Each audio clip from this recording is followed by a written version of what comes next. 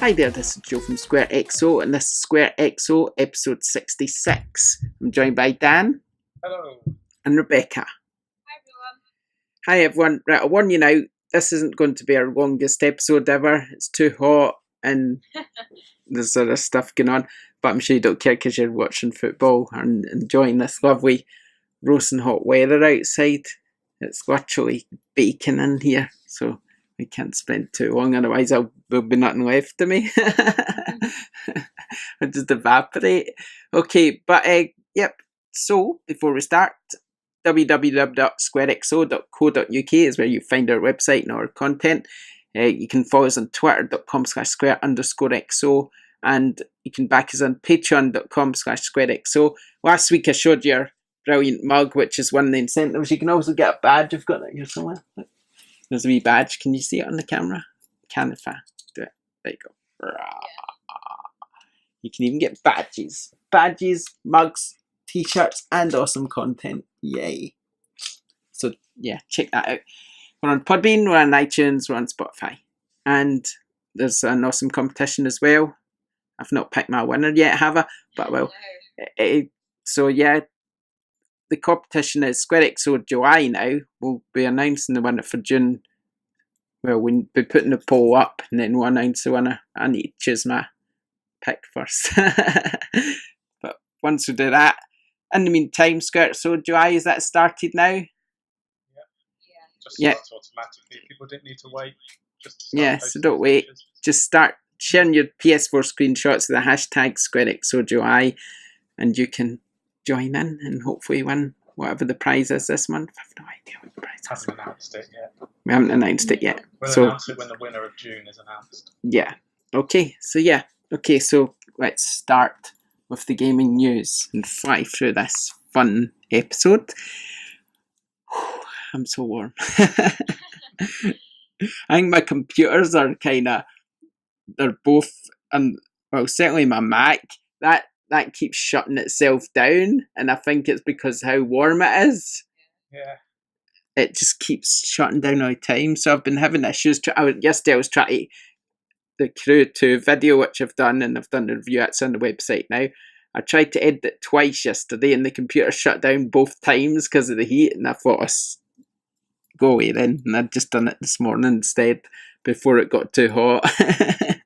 So yeah. Okay. That was a diversion, but gaming news. Okay. EA says FIFA 19 will disclose Ultimate Team pack odds.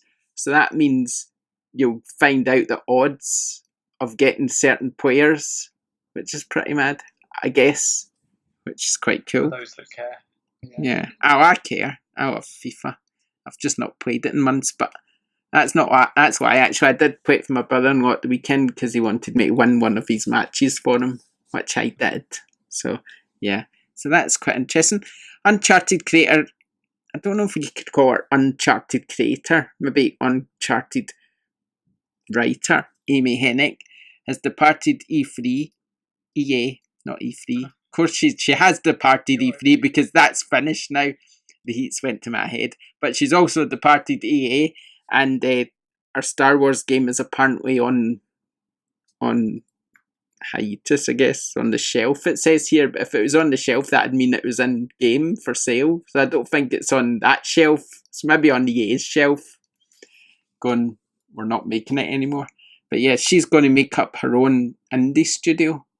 So that could be quite interesting because she's a very good writer.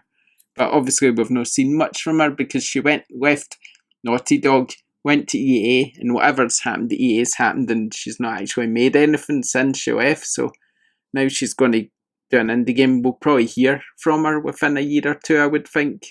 Usually the indies come out a lot faster than the AAAs do, so we might hear something from her soon.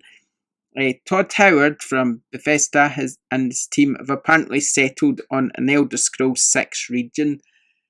They're saying it could be one, it might not be others, but they're not saying what region it is. But then the game's probably about 10 years away anyway, so it doesn't really matter, does it? Things could... No, well, it's just the region on where the game is based. So, for instance, Skyrim's based in Skyrim, others is Morrowind and stuff. So it's just depending what region. Sticking with Bethesda, the Starfield game, which we saw a little clip of, where we know it's based in space. That's about all we know. Apparently, it's going to be on next generation hardware, which we'd all guessed anyway, I guess. But he also said that doesn't mean it won't exist in current systems as well.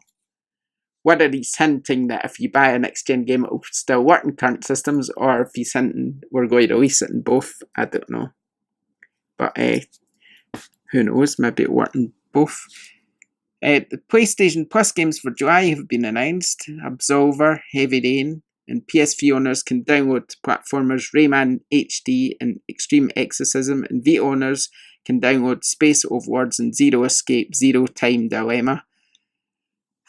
So there you go. What do you think of them PlayStation Plus games? Very fitting with Detroit as well, coming out a few months ago.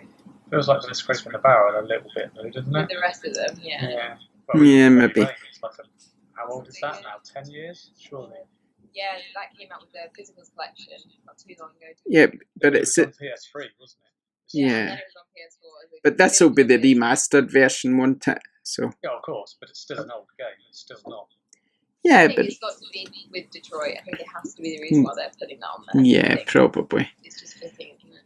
Probably. But yeah. Anyway. And Sony offers hope on PS4 console crossplay. We talked about this last week, actually. That was our topic of the week, and we'd done a little poll. The results of the poll from memory were that about 61 to 64% of people said they couldn't care less about crossplay or about cross content. In other words, taking DLC from your PlayStation and playing it on your Xbox instead. So yeah, nobody cares, basically, which is probably what I said in the first place. So yeah, I'm glad most people agree with me that it's not really a big issue. So there you go. And finally, the charts. Crash Bandicoot's re-entered at number 1, probably thanks to the Switch version coming out. Wasn't there a different version? I know the Switch version came out, but didn't other versions come out again? Yeah, and PC as well, wasn't it? Yeah, and so there's 2 new levels as well, so maybe people are buying them again. Yes, For the 2 new levels. Yeah, so that got to number 1. Crew 2 was number 2. That's a new entry. FIFA 18 number 3. Mario Tennis number 4. God of War 5. Mario Kart 6. Star Wars Battlefront 2 for some reason has jumped up to 7. Because I was in Tesco's today and it's a tenner. Ah, nice. Grand Theft Auto, surprise prize, number 8. Fallout 4, number 9. Far Cry 5, number 10. And Detroit's sort of at 11. So, any other new entries? Let me just have a quick look. Destiny 2 seems to have re-entered. South Park. As well. Harvest Moon. Shadow of War, Destiny 2 and Battlefront 2 are all £10 at Tesco. That's probably why they're all jumping in. Harvest Moon, that jumped in at number 26 as a new entry. Sonic Forces, Far Cry 3 Classic Edition. Can you buy that separately at retail then? And I guess you can since it's in the chart. And Donkey Kong is number 40. That was a new entry as well. Yeah, bye. Right, that's that. Okay, so we can move on to our topic then. I'm not melting yet. Not yet, we're nearly there. So this was actually, I'm just having a look at the official reports, and this was actually first made appropriate and known in the 2nd of January of this year, but I think with Fortnite coming up and Fortnite obviously taking over a lot of people's lives, we're just going to talk about the gaming addiction, which is now classified as a disorder by the World Health Organization. They've basically said, their own words, that the 11th International Classification of Disease will include the condition gaming disorder on the grounds of the gaming behaviour so severe that it takes over other life interests. We had a little bit of talk about this on Twitter, and I've had a little talk about it with a few people in the community, but I think that what's happening is, this happens every now and again where obviously video games are already kind of got stigma about being bad, and they, you know, obviously have swear words, and people play like Grand Theft Auto and then they go and attack things and, you know, steal things. So I think that video games already have a stigma. So I think if you can attach something negative to a video game, then there's this like massive influx of negativity, you know what I mean? So I don't deny that Fortnite is sort of become a massive problem in the community. You know, people are genuinely addicted to that. People, you know, spend 48 hours just sitting staring straight at a screen because they can't stop playing the game. But at the same time, it said something, the report says that it's classified if you play over 20 hours a week. Like, I feel like I've definitely had weeks in my life where I've played over 20 hours a week, and I wouldn't say that I was addicted, you know what I mean? And also, there's a lot of other things I do for more than 20 hours a week, every week, that I wouldn't say I'm addicted to. Yeah. It seems like a very low threshold. Yeah. It's quite low, but I mean, especially my 18-year-old, he plays his PlayStation for a lot more than that in a week. And that you can tell him, you can talk to him, stop this, you're playing it too much, whatever. Don't care. To be honest, I can see where they're coming from. If the World Health Organization says it's a problem, it's a problem. They don't just come out and because the Daily Mail said it and go, okay, they said it must be a problem. Do you know what I mean? Yeah. Not the only Daily Mail first one came to my head, but the Sun. I'm just thinking the tabloids in general, but they'll come out and because that's where you generally get these headlines in it about all the problems with gaming and stuff. And but I'm just saying things like the World Health Organization, they're not just going to say that. They do all these studies. They must see the problems with people going to the doctors and using the therapists and stuff. So they must notice an influx of issues that weren't there before, which is making them say this. And I can see it. I can see, to me, it's maybe not just gaming, but everything, technology in general, is kind of making people more, less sociable, but also dependent on screens. Yeah, like a smartphone. Yeah. You know, people probably spend more than 20 hours on Twitter. I think the problem with the mainstream media is they're quite quick to jump on gaming, like you say, as being the issue, when really there's a wider problem probably that can be attributed to it, and it's not just gaming or a gaming's problem. It's either a parenting issue or an education issue for people to understand why people are playing so much, or if they're dependent on playing, why that is, or if they're dependent on being on Instagram for 20 hours a week, why that is. I think the problem is that in order for a story to get hyped and get airtime, it has to be kind of quite controversial. So pinning everything on Fortnite just seems to be a bit unfair, in my opinion. It gives my hobby and my love, it gives it a bad name, and I think it's unfair. It was another game before, though, wasn't it? It might have been Grand Theft Auto, like you said. World of Warcraft's a big one for that sort of thing. Nobody ever goes, oh, Minecraft, it's addictive. What many people are playing that? Who blames Minecraft about anything? Do you know what I mean? One of my big issues with it is that they have a lot of parents moaning about it, about their 10 or their 9 or their 11-year-old playing Fortnite and wanting to put parental controls on it. Yet Fortnite's 12, so you know they I don't want to say they're big bad parents, but they should surely understand what they're buying their children, and if something has an age rating that is greater than the age of their child, then surely there's, you know, they should be looking at that. Or I know that there's peer pressure and that's difficult, but I think that half the time, and hopefully as we get older and become parents, it'll eradicate itself, but half the time it's the naivety or the uneducatedness of parents just buying their kids anything and then leaving them alone with it and just expecting it to be okay. And I think that the media should put more effort into educating parents and young people about gaming rather than just telling everyone it's bad all the time. Mm-hmm. I think that's part of the problem. People are scared of what they don't know, so as soon as they can bash it underground, they do. Yeah. It kind of got my goat a little bit. I've listened to a few radio discussions on it, and it's so uninformed that it's incredible. I'm sure I saw Channel 4 do a tweet about they got a group of 9-year-olds on the telly to play Fortnite in a tournament or something, and you kind of think, come on, guys, you can't be anti-gaming or anti-whatever, and then give 9-year-olds a game that isn't for them. You know, they wouldn't get a group of 12-year-olds to watch all the Saw movies and then expect it to be fine and rosy. Yeah, okay. I don't know a 9-year-old that isn't playing Fortnite, to be honest. I mean, I know. You obviously hang around in the wrong. No, I just mean all my kids' friends, every one of them, all of them playing Fortnite. It's the in thing or whatever that they all play.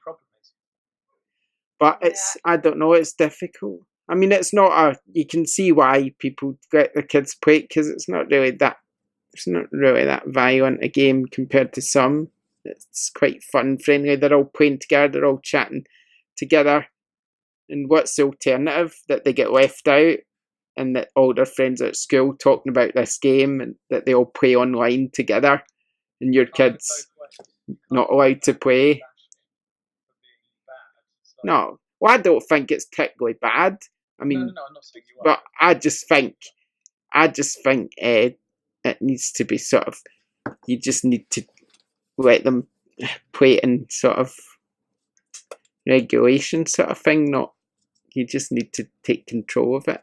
It's not always easy to do, especially when wife's manic or whatever. But you just need to try your best to do it. But I don't think addiction's a bit of a harder thing to talk about, really, because that's something that could happen to anyone, not just a kid. It could happen to an adult or whatever. It just depends where your life's at and why you're relying on it so much. Yeah, I suppose it's how you define addiction. Because going through college and uni, I probably spent well over 20 hours a week gaming, probably 3 times that.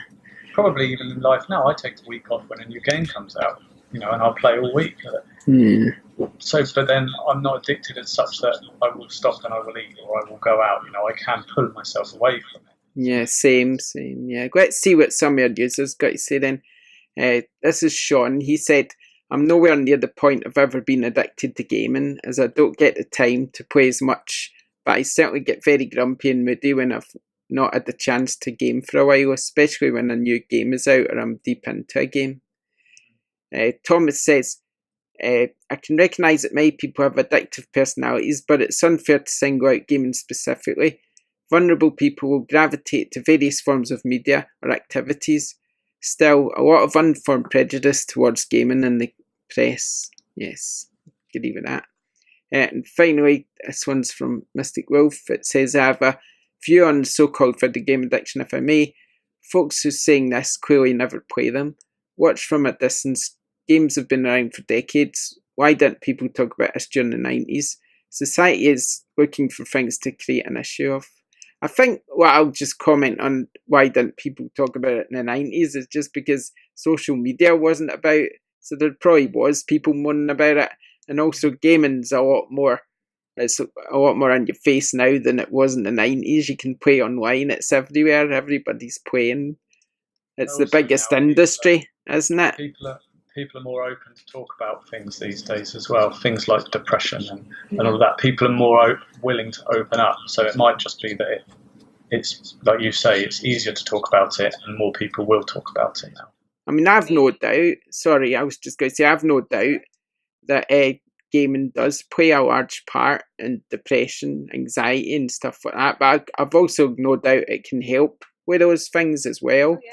But like, I think you need to just, a bit in life, you need to balance it out. You need to get outside and do some exercise. If you're sitting all day playing games and not doing anything else, that's not good for you. So don't do it. Go out, eat healthy, do exercise, socialise, put your phone down now and again, talk to people. I'd also like it if the media would maybe run some positive news stories to do with gaming about how it's affected people positively and how it's made a difference to people or communities. I think when you look at the type of video games that they are showcased as well, there's not just, I think everyone looks at people who are down on video games and don't like them and just, people who do think that Grand Theft Auto causes, teen crime and stuff like that. I don't think they're looking further into it, and there are actually lots of video games out there like Hellblade. I've been playing a game I'll talk about later called Figment, and they're all about mental health and they still try, and it's not just all about shooters or like Yeah. ones that swear or have 18 rated themes. There are a lot of video games that actually try and tackle real life issues in their own creative way, and we never hear anything good about that. I think I attribute a lot of my creativity and success in inverted commas to gaming and gaming culture, and the way it's opened up my ability to think about things in a different way. I don't think I'd be the person I am if I hadn't had my eyes open to some of the issues and some of the style, just to gaming in general, I suppose. It's, it's made me who I am, and I don't think I'm a bad person. So, I just wish the media would focus on that more, because every time it's in the news, it's always a bad thing. And every time something bad happens, it's blamed on gaming, but it's never the other way around. So yeah, but bad sells newspapers, game good doesn't, so that's a problem. Anyway, let's... go on then. On Sean's thing as well, about saying how he gets like withdrawal symptoms from not being able to play for a while, and I suffer from that too. Say suffer, I'm not suffering, but if I don't play for a long time, I feel that life can be busy and hectic, and lots of things go on, and sometimes it's good to escape into a game or a world where real life doesn't matter. So it's just nice to have that downtime and that relaxing time. And again, that's something else that a lot of people don't realise what gaming can be good for. Yeah, it's like meditation. Exactly. I mean, I'm the same. I don't think I would say I feel like down if I'm not playing video games well. I'm quite happy to, I went on holiday last week and I didn't play anything, and that was fine. But I've definitely had a few times where I'm doing something I necessarily don't want to be doing. Maybe it's been a really long day at work and I just think, I can't wait to go home and play some video games. And just like little things like that. But it's not like I need to call in sick to work because I have to play video games all day. Where I feel like some people have, and it's sad. Addiction is sad, but I don't doubt that the World Health Organization has had cases like that which have made them think video game addiction needs to be an addiction. But they have had people, who are, lost their jobs, don't talk to their families anymore. But I think it's sort of like tarring us all with the same brush, if you know what I mean. They just see it as video games are addictive. And there's like, no, video games are creative, video games are an outlet, video games can help you escape, video games, provide these amazing stories. It's just they're addictive, or they're bad, or they have this stigma around them that is, they make people violent, they make people antisocial. So, yeah, I feel like I agree with what you said, Dan. I don't think we get enough positive sort of news outlets talking about, the positives of games. It's just like, this has happened and it's bad, and this has happened and it's bad, so... Yeah. Then let's move on and talk about something a bit cheerier then. Let's just go straight to our user question then before we talk about... We don't have many, we've only got a couple. I'll just find it. Okay, I'll read them out. We've only got a couple for now. First one from Thomas. Do you think betas close to release dates, demos, essentially prove counterproductive for publishers? I wonder how many people cancelled their Crew 2 pre-order following the beta, or simply had their curiosity satisfied and felt no impetus to buy it, having sampled the game. To be honest, I completely agree. I understand the need for betas because basically they're just there so that they can get a bunch of people just to test the servers for the people who buy the game. You're basically just there to... But I don't like it. I didn't play the Crew 2 beta.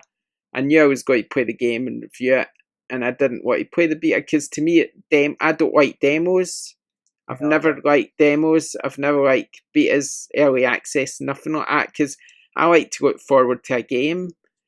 If I've got it in my head that I'm getting this game, why would I want to play it early and sample a bit of it or ruin the experience or whatever? I'd rather wait. So no, I don't like it.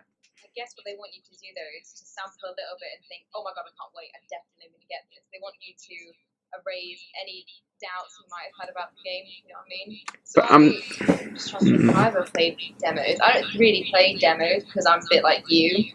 I'd rather just, if I know something's coming out and I'm going to get it, then I just wait until it's out. But I can see why developers and publishers do it from their point of view. I can see why they're like, let's give people a taste, and then hopefully they'll the insatiable, and they'll think, I'm definitely getting this game now, I can't wait, I'm going to tell my friends about this, and then get more word out there. So I see why they do it, but I'm like you, I don't really play. I'm not sure that it works that way though, because if you take On Rush's beta and take the Crew 2's beta, none of them were really that good, and most of the betas I've played have kind of ruined the experience. It's a bit like... You never played a good demo then? Not really. I mean, demos maybe, but certainly not betas. Betas kind of always seem to be glitchy and stuff, because obviously that's what they are. That's the reason they're there. You'd expect that. But they don't sell the game on anyone, I don't think. I think a lot of people probably played the On-Rush beta then thought, oh nah, this game's not for me, which is a shame, because it turns out when you play the full game, it's actually really good. I did play the On-Rush beta, and it was rubbish. And then I played the full game, and it was completely different. It's got, if I'd just based my buying decision on the beta, I wouldn't have got the game. And so I never done it with Crew 2, and Crew 2 is a good game, but we can talk about that in a bit. But yeah, no, I don't know. I don't really like the idea. Essentially, when they run a beta, they're getting you to do the job of a QA tester, aren't they? Yeah. So they're essentially outsourcing all their work to people that are willing to do it for free. What if, when you partook in a beta, that you then got the game for free, or you got money off the game, or something along those lines, to then capture those that play the beta will get the game anyway and will realise that it wasn't as rubbish, or to maybe incentivise people to play a beta, because I'm never bothered about playing a beta for those kind of reasons that you've all spoken about, but also because, I don't know, I feel like if a game's being released, it should be released complete, and it shouldn't rely on everyone playing it to test it for them. No, it's daft. And it's what they kind of use a bit as an incentive sometimes as well. So I think for Fallout or whatever, if you buy it early, you'll get to play the beta or whatever, and they do that way like the Battlefields and Call of Duties and stuff, don't they? And that's not really an incentive to me though. Or you'll get to play the beta if you buy this version of the game or whatever. I don't know. But it's better than just putting it up there for everyone to play for them, kind of thing. Yeah, I I suppose. know what I'm trying to say, but I don't know if I'm saying it right. Maybe, I don't know.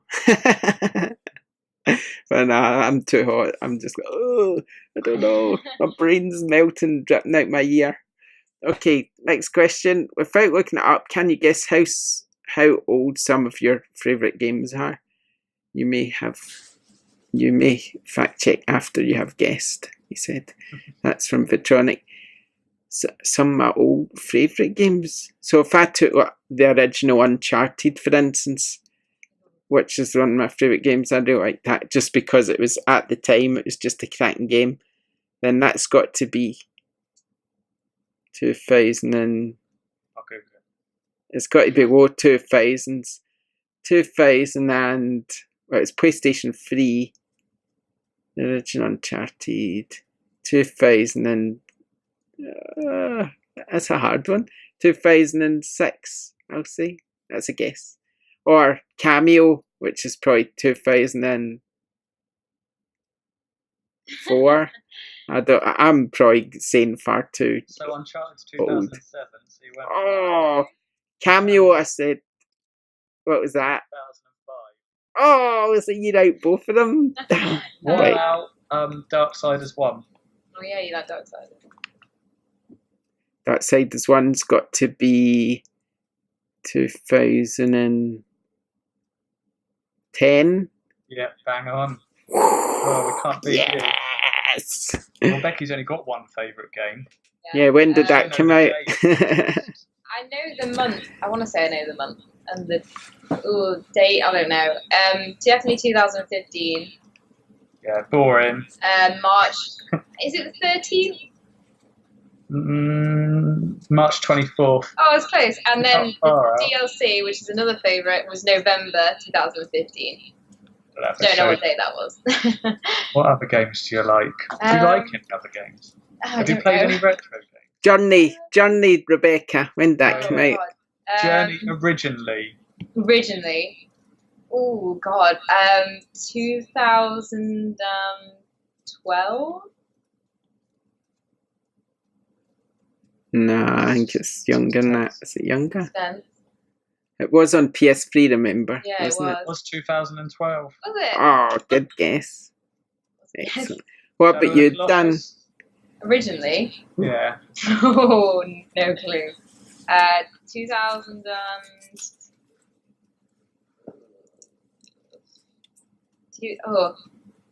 2005?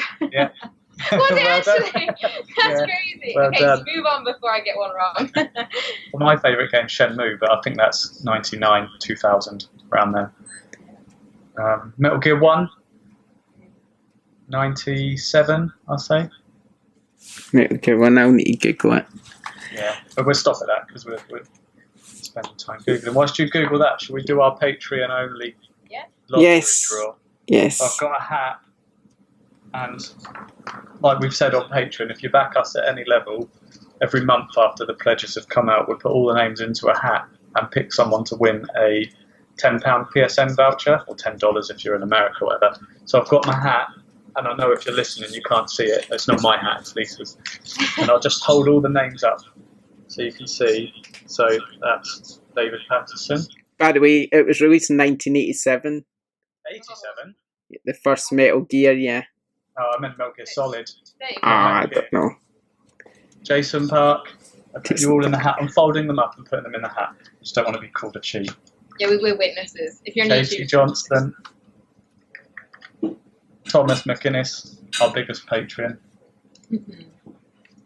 Sean Mobsby. I hope you like my writing.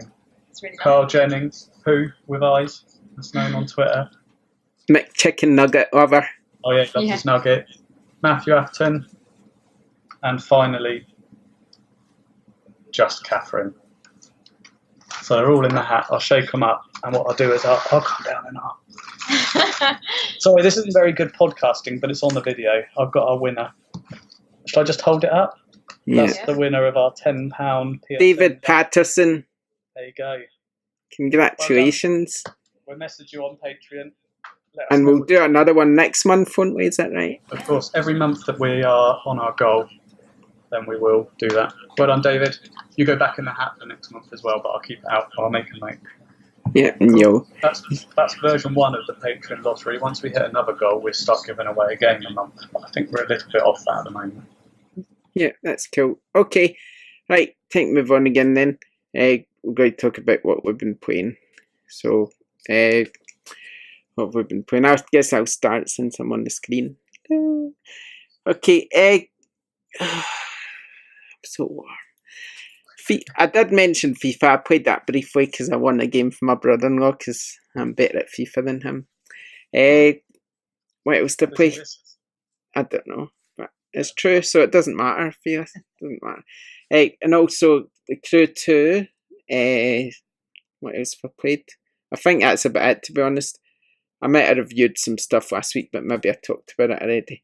But yeah, so I'll just talk about Crew 2 because that's what I played recently. That's quite good. I mean, I've kind of really want a Forza Horizon style game for the PlayStation because to me there isn't really a racer as good. I don't like the Forza series as in the sort of Gran Turismo style Forza. Yeah, I don't really like that because it's too serious and it's too car-y. I like cars, I love cars, but it's too simulatory, not really for me. But I really like the Forza Horizon series because the open world and it looks stunning and it's just easy to pick up and play. Now, the thing I find with the Forza Motorsport series or Gran Turismo even is it's quite difficult to win races, and if you're not really into that sort of style of game, it's very difficult. Whereas these more open world ones are a lot easier to pick up and play. So I've kind of wanted one like that, and unfortunately the Crew 2 isn't really it. It's the same style idea with the fact that you can fly planes also, and you can race in boats and go off track, dirt tracks. So there's loads of choice, and that's really, really good. And it's a really, really good game. It's just not an amazing game, that's all. It's fun. The locations is nice. The map's really fiddly, and the load times and the narrative are basically annoying. But yeah, so there's no player versus player, which seems a bit odd for a racing game that's just launched, that they haven't included it. It's come in later, but it's not there now. So I mean, what's that all about? That's just stupid. But yeah, so yeah, no, it's good though. I like it. I just wouldn't really say it's probably the best open world racer there is on PlayStation 4 now. But Better it's than Burnout Paradise. Oh, I never thought about that one. No, well, in that case, it's probably the second best open world racer. It's not better than Burnout Paradise, no way. Not in my opinion. Though, is it, to be honest? No. Even the remastered version, it's not better than that, in my opinion. But it's still a very good game. It's one of the better open world races then, let's just say. But it's not anywhere near the quality of Forza Horizon, unfortunately. But it's getting there. Maybe next time. Maybe Crew 3 will be the one that kind of finally gets it up to speed. But I do like it, and I'll play it a lot more, I would think. So that's why I give it a 7.5 out of 10, which is a good score to me. I know some people think, oh, it's got a 7 in it, it must be rubbish, but that's average, and it's above average, so it's a good score. It's a not bad game. It deserves that score. I'm put off just because it's not just cars. Like, I love cars, I love racing games, but I don't want to then fly a plane or race a boat. I just want a car racing game. So, I don't know, the added over complexity puts me off. Yeah. That's quite fun though.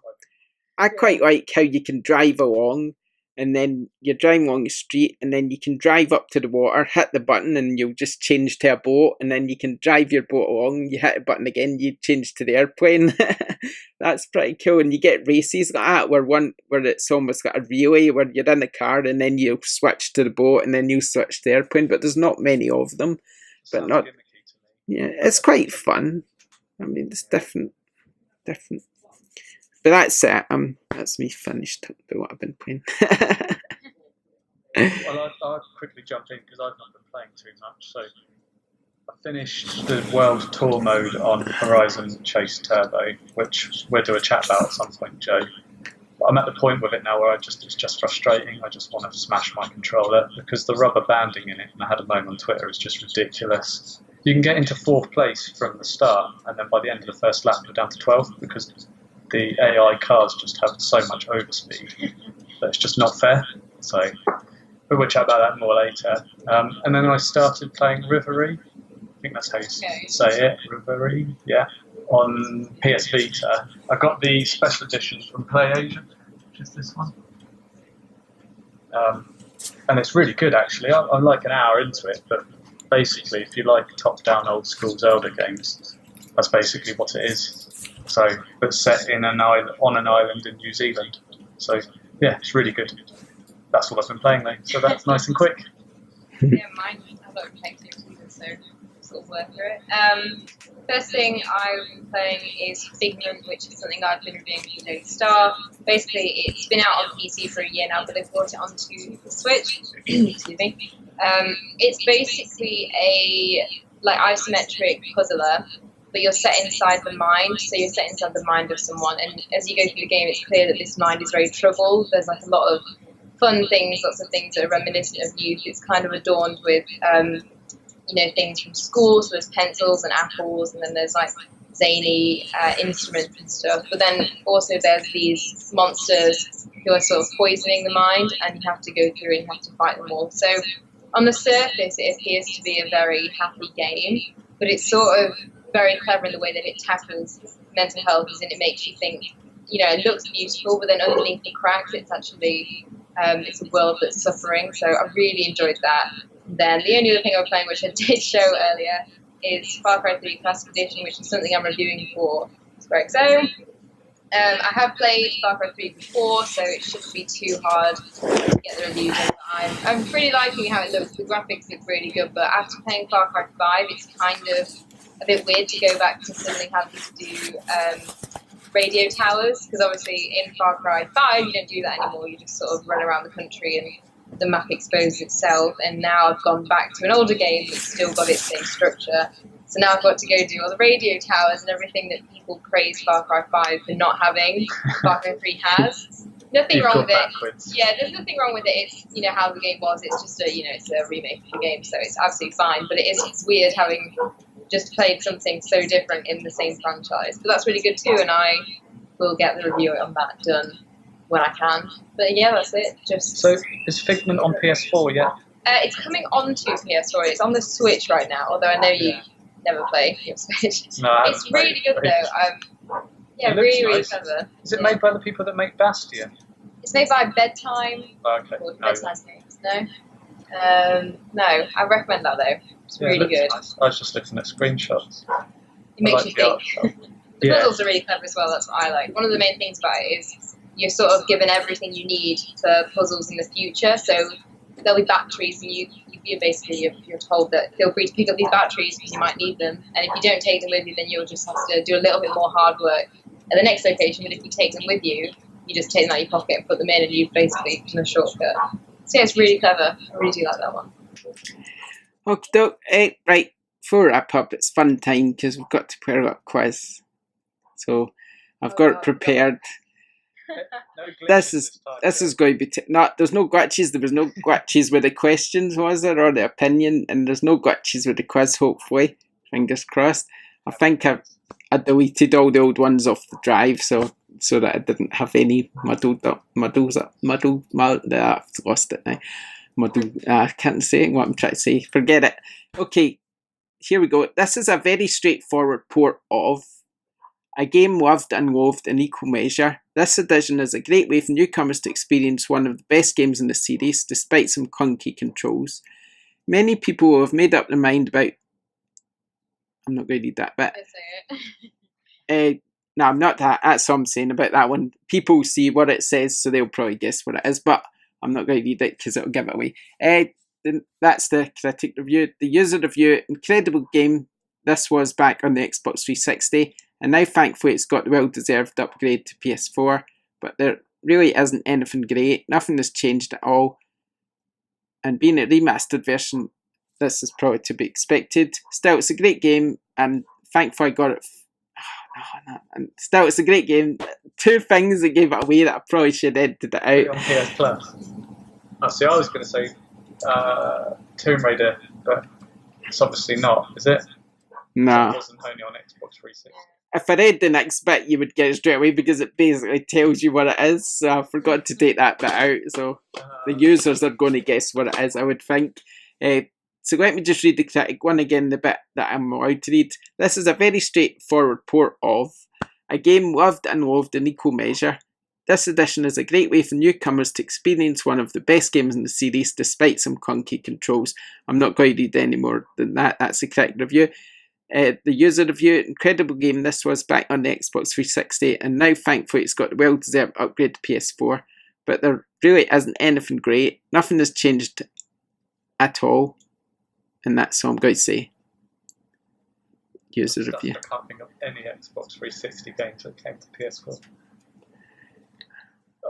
Unless they were on PS3 as well. Do you know what it is, Rebecca? I want to say Far Cry 3. Yeah. Is it? Only because I've literally been playing it today. And yeah, and we just talked about it, and I'm like, oh no, we've just talked about that, and now I was just thinking, because I knew it was definitely on Xbox 360, and I was like, surely it's got to have been on PS3 as well. That's what. See, the second part of that review said many people have made up their mind about Jason's Journey years. Oh, yeah. And I thought, well, I'll give it away. Or the second part of the user review said, still, it's a great game, and I'm thankful I got it free with Far Cry 5. So that gives it away a bit. So I thought I'd leave that bit out. Okay, the next one.